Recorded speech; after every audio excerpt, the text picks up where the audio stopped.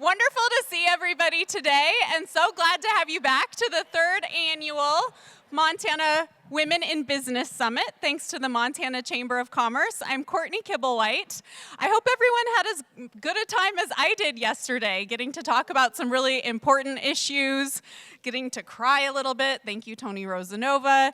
Getting to be inspired by Lynn Shanahan and her story. There were so many moments yesterday, and even out in the hallway when I got to see a few people walk up to each other and say, oh my gosh, I loved what you had to say, and tell me more about this, and how wonderful was that to be able to connect. So we've got a wonderful presentation for you today, and I'm so excited to introduce your MC for today.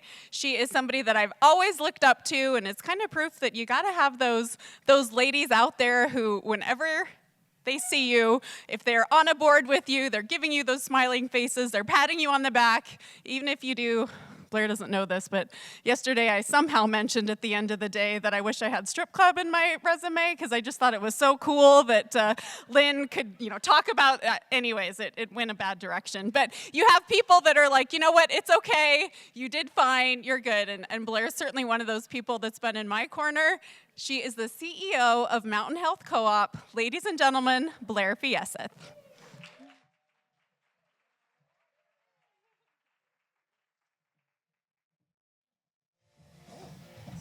In the back, girl. Extra tip for Andrew in the back. Thank you, Courtney. Can everybody hear me okay? All right, good. Something funny that Courtney and I joke about, and Bernadette, is that I'm banned from sending mail to their office because I think your mom opens the mail at your business. And I'm notorious for sending cards that are packed with glitter, and so when you open them, they fall out everywhere. So I like to send those to my lady friends, and so at this point in time, I am banned from several organizations for sending my little love notes. So I am Blair Fieseth. I am the CEO of Mountain Health Co-op, and if you think shit's bad, try running an Obamacare plan in a Trump era, right? So that's what I'm dealing with. I'm also a proud member of the Montana Chamber of Commerce and a friend to many of you here, and I'm looking forward to meeting so many of you throughout the day.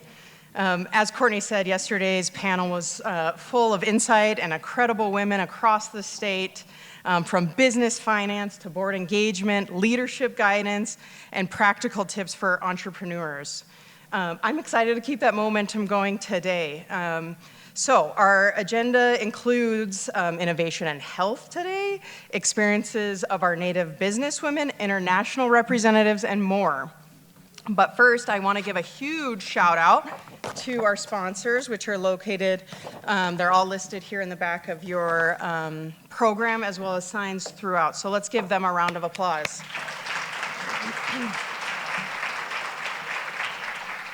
This event certainly could not happen without their caliber of support, and for Sheridan, who planned this and who could not be here today. So let's give a round of applause for Sheridan. Hopefully she'll feel that from Spain. All right, so to kick off our morning, we're delighted to welcome a couple of innovators to the stage. Cynthia Ekberg-Tsai, CEO of HealthQuest, is a respected innovator in the health space and beyond. So in this next fireside chat, from concept to catalyst, turning innovation into impact, Cynthia will sit down with Nikki Geisler, Executive Director of the Montana World Affairs Council, to discuss leadership and taking action on your goals. Please join me in welcoming Cynthia and Nikki to the stage. Good morning. Welcome to the final day of Women in Business Summit. As we're closing out the summit today, we're also reflecting on International Women's Day, a global movement to celebrate the achievements of women, recognize ongoing challenges, and highlight the impact women leaders are making around the world. Our conversation today is going to be titled, From Concept to Catalyst, Turning Innovation into Impact. This session is about what it takes to move ideas into action and how women leaders are shaping innovation, business, and opportunity, not just locally, but on a global stage. I am delighted to be joined by Cynthia Tsai, a leader in biotech and innovation and the past president of Montana Bioscience Alliance. Cynthia has built her career at the intersection of science, business, and leadership, helping ideas and companies scale and succeed, and connecting Montana's innovation ecosystem to global markets and partners. Thank you so much for being with us here today. It's a pleasure. Thank you all for being here. To start us off, your career spans finance, biotech, and entrepreneurship. And much of your work connects regional innovation to national and global opportunities. What moments or decisions most shaped your leadership journey? Well, I am a very big believer in investing in your own time and energy, not just your time for yourself, but your time to explore. So I think the things that have made the biggest impact for me is an opportunity that I had to, in the early 90s, to attend the World Economic Forum in Davos. And I know they've just concluded another Davos event, but when I started going, it was still very underknown as far as the media. The media was not invited. So you had real conversations with people. But that was a very important investment in myself and the opportunity, and I attended the World Economic Forum for 10 years. But it opened up a huge avalanche of opportunities and new contacts with a lot of global leaders. So I think that was one of the most important things. I think also the networking that I was able to do as a young woman in business in the financial service industry. I was a vice president with Kidder Peabody. We were acquired by GE. And so I always felt that the opportunity to do networking with entrepreneurs was going to be one of the most exciting things that I could spend my time doing. Amazing.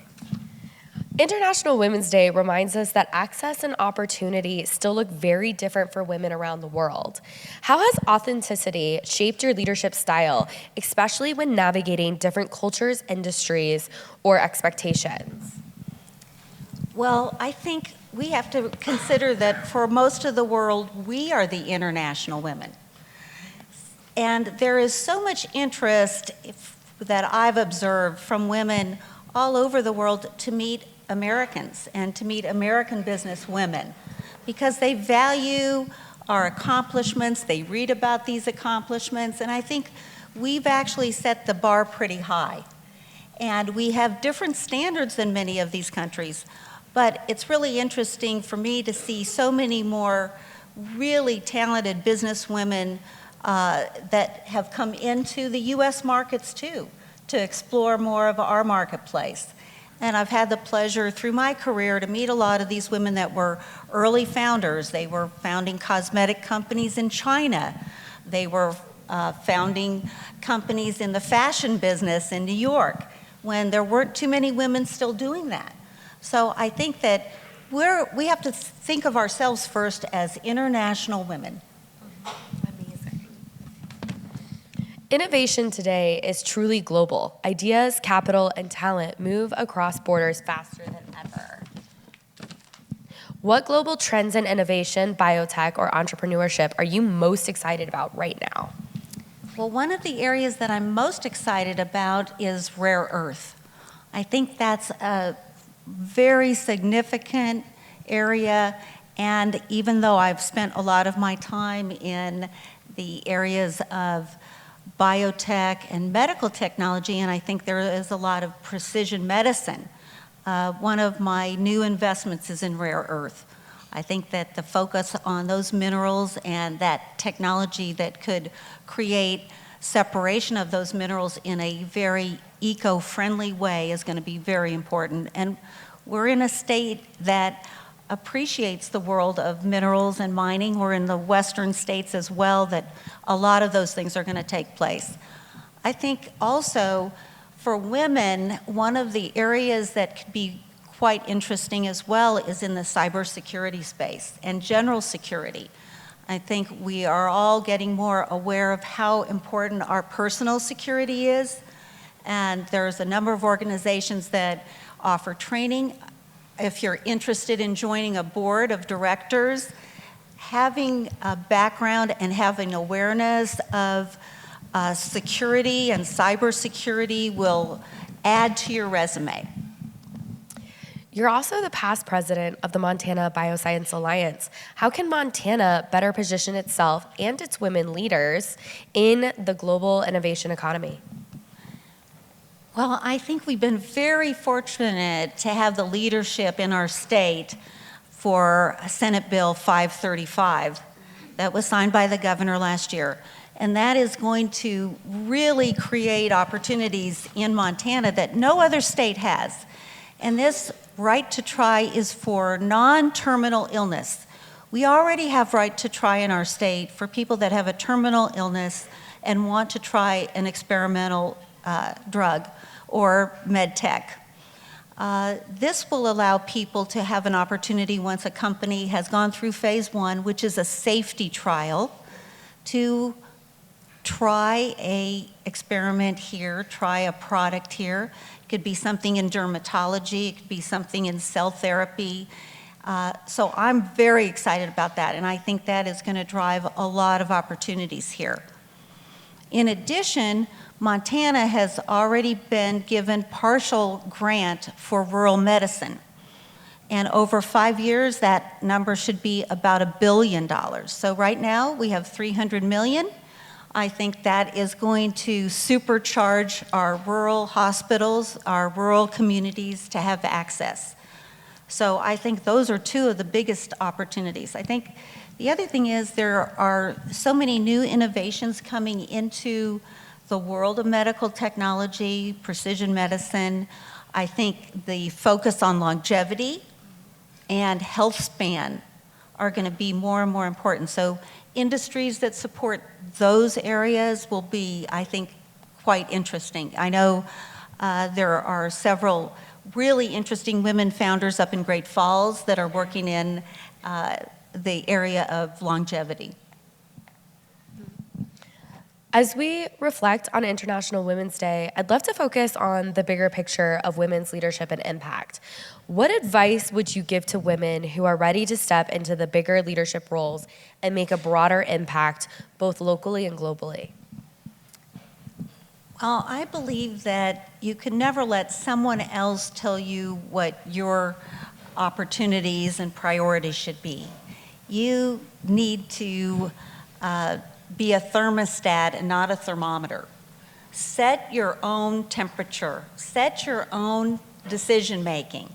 And that doesn't mean that you can't take advice or mentorship, but don't put limitations on yourself and don't put limitations on others.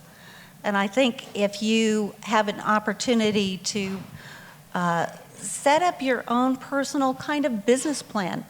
You know, many of us in the business world have been asked or required to write a business plan. But how many people have ever written their personal plan? What are their goals? What are their objectives? Where do they want to be a year from now, 3 years from now? And I think that those are the things that sometimes get missed. They know that the evidence is there that when you write things down, you're much more likely to accomplish them.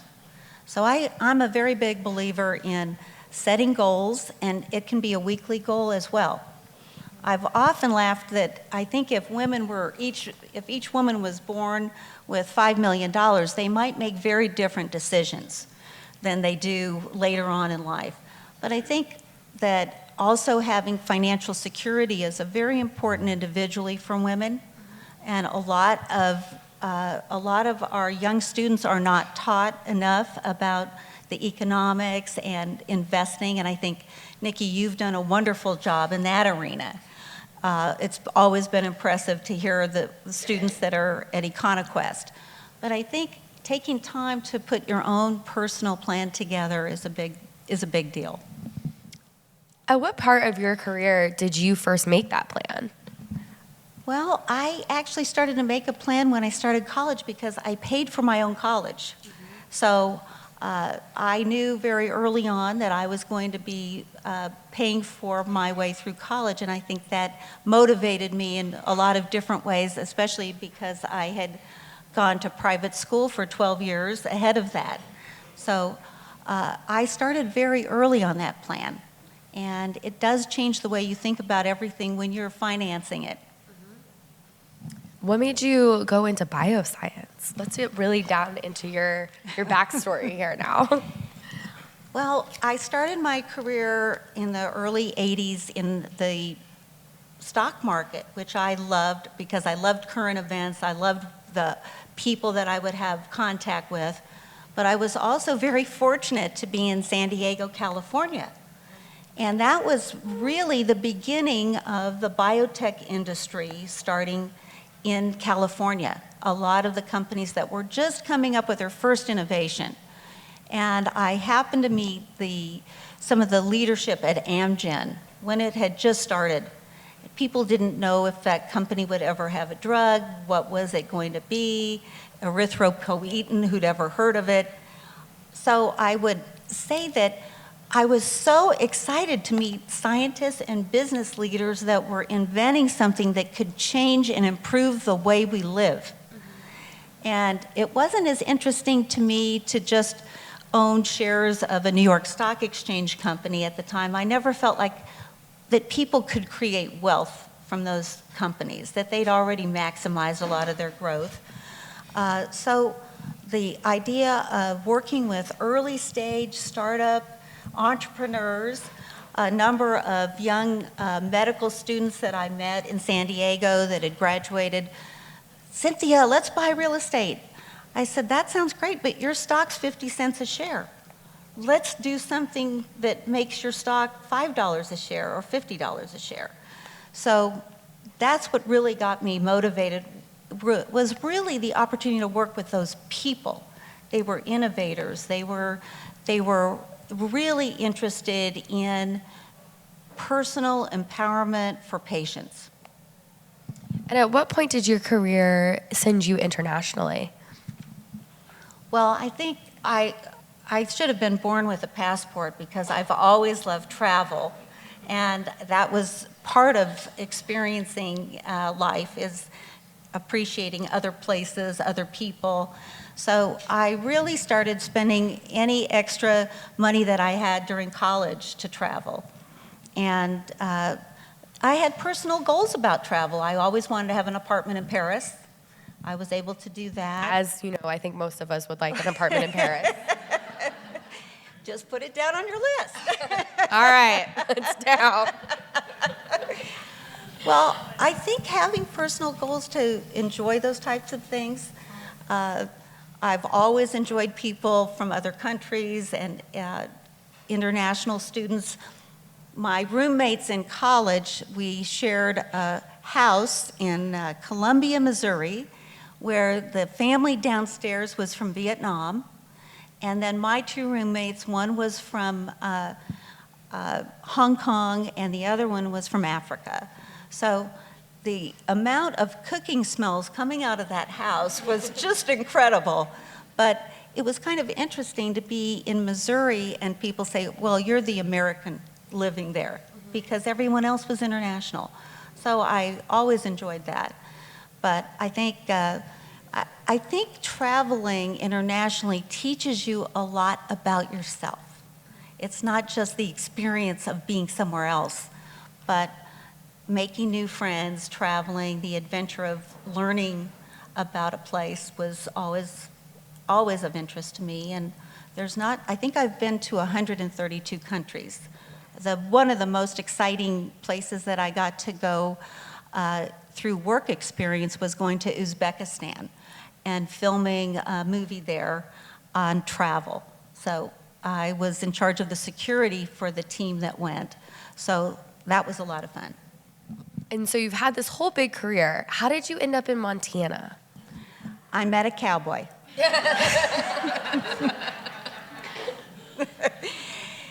I was very fortunate that I was spending a lot of time in New York. I lived in New York City for 20 years and worked on Wall Street and had a venture fund with MIT. I had the opportunity to go to Washington, D.C. in 2006 and work with the former head of the CIA, Jim Woolsey, and the former head of the FBI, Judge Sessions, and work with global problem solving. It was also a time where a lot of money was focused on bioterrorism, so that tied a lot of my biotech experience into the opportunity of grant money in Washington. So I think that having a chance to live in Washington, New York, those to me are not summer cities. It's too hot, very humid.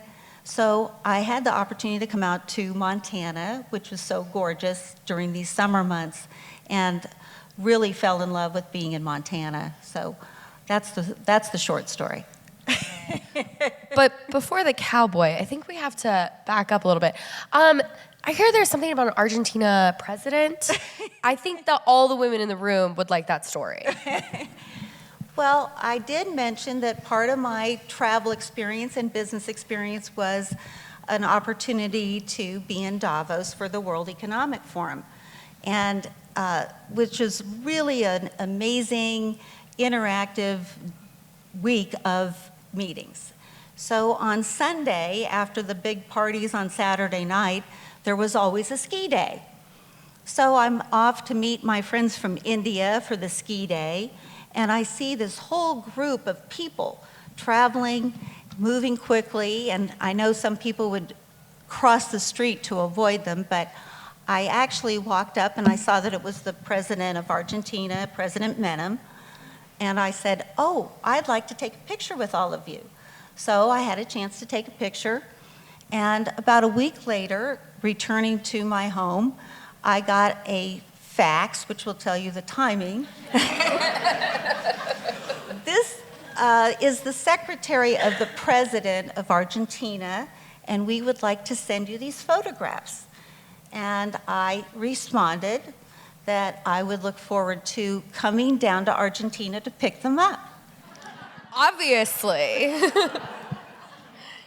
You gotta hop on the plane to get them. So they said, "We will be waiting for you at the airport. We have organized for you to stay at the Alvear Palace." So there was great hospitality in Argentina. Apparently.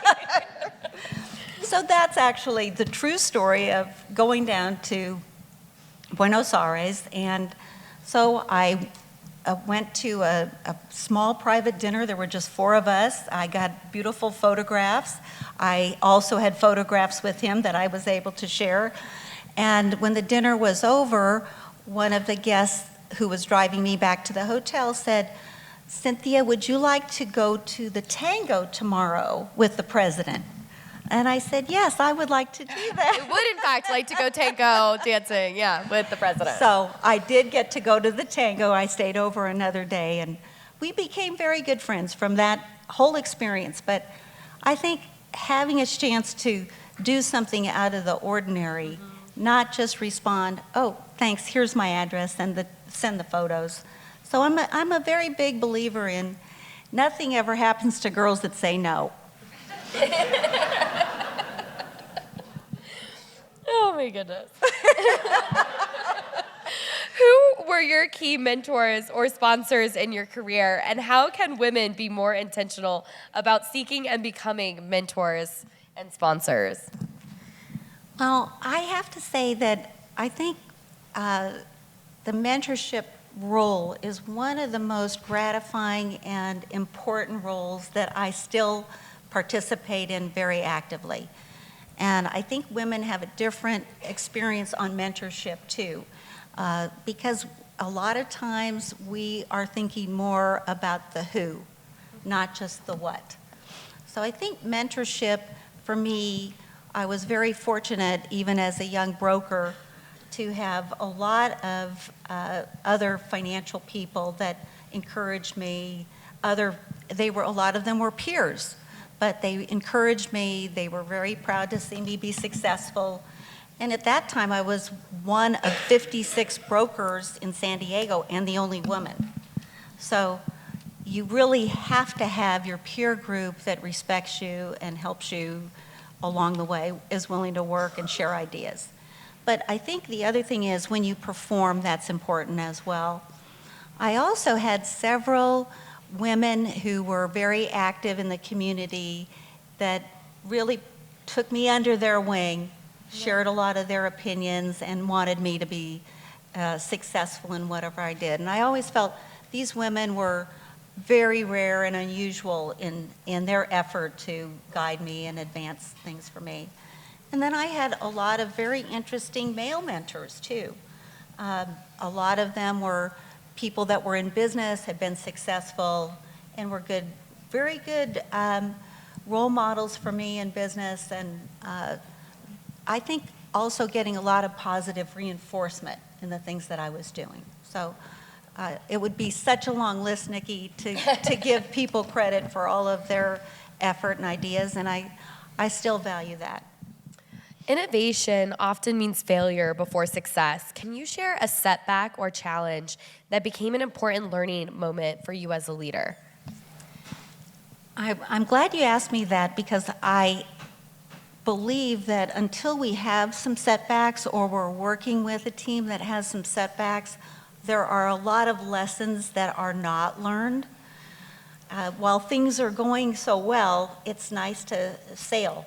But when you have a setback, it's really important to communicate, for people to be open about it.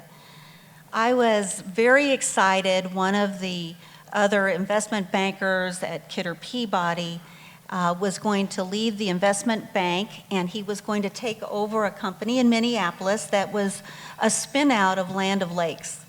And it was in the biotech business. There was a technology that Land O'Lakes did not want to stay in themselves because it was more biotech driven. It wasn't butter and milk, but it was a technology that would actually change the outcomes for children that had very serious diarrhea. And this wonderful investment banker, Jack, was taking the helm, and many of us had invested. And I had called Jack and said, "How are things going?" He said, "Cynthia, I will call you back on Monday. I've got Smith Barney here. We're getting ready to go public, but I'll call you back on Monday." On Monday, I got a call from a mutual friend that said Jack had died. And here is a young, robust, 49-year-old investment banker taking us and our investors through these next steps. And suddenly, we were all faced with, how do you replace somebody that has been the leader that we've all invested in? And it really goes back to what I tell the CEOs I work with today. You also have to have plan B. Nobody hires a CEO for plan A. They need to know what plan B is. We were very fortunate because winter in Minneapolis is a hard time to recruit people. And most of the people I knew were in San Diego. So going to Minneapolis to take over a job was not number one on their list. But there was another executive that had been working with Jack, and Bob took over as CEO, and it was very successful. But it taught me about a lot of the things that we do not have control over, but we should still have a plan. Many women struggle with visibility and self-advocacy. Have you learned to advocate for yourself and your ideas, especially in rooms where you may have been the only woman? Well, I think that it is very important to advocate for yourself, but I think you can do it in a lot of subtle ways as well. I think one of the things that comes up often in conversations is preparation. When you're going into a meeting, a room, are you prepared? Do you know who's going to be in the room? Do you know what you want to communicate when you go into that room or into that meeting? Have you done any kind of rehearsal in your own mind about what is my goal tonight or today? What do I want to accomplish with this group? Are they peers? Are they people in another industry that you want to have a chance to meet? I think it's also interesting to take time to make introductions, make a point to walk around the room and see what's happening. I'm also a very big believer in get to a meeting early. That can set the stage up for you a lot as well, the preparation and getting there early. But I did meet one of my favorite people getting to a meeting 1 minute before the meeting started. And I'll tell you that story too, but the chairman of Ethan Allen and I were both 1 minute before getting into the Asia Society meeting, so we were able to go up the elevator together and meet, and I now serve on the Ethan Allen Board of Directors. So I do think, though, that preparation is one of the most important things, and I think don't be shy about your LinkedIn. Don't be shy about reaching out to other people in your industry. I used to talk to a lot of my fellow brokers and say, take your clients to lunch. Why are you guys all going to lunch together? So cultivate those relationships that you have. Make a point to do it. Meet for coffee. Meet for a walk. A lot of people that I've known still remind me, we didn't meet in the Pierre Hotel. You had us meet you in Central Park. Well, we're almost out of time. So, Cynthia, thank you for sharing your insights and your global perspectives with us this morning. As we close out today and reflect on International Women's Day, your story is a powerful reminder that leadership and innovation can start anywhere, including right here in Montana, and make an impact around the world. Thank you, everyone. Cynthia. Thank you. Thank you, ladies.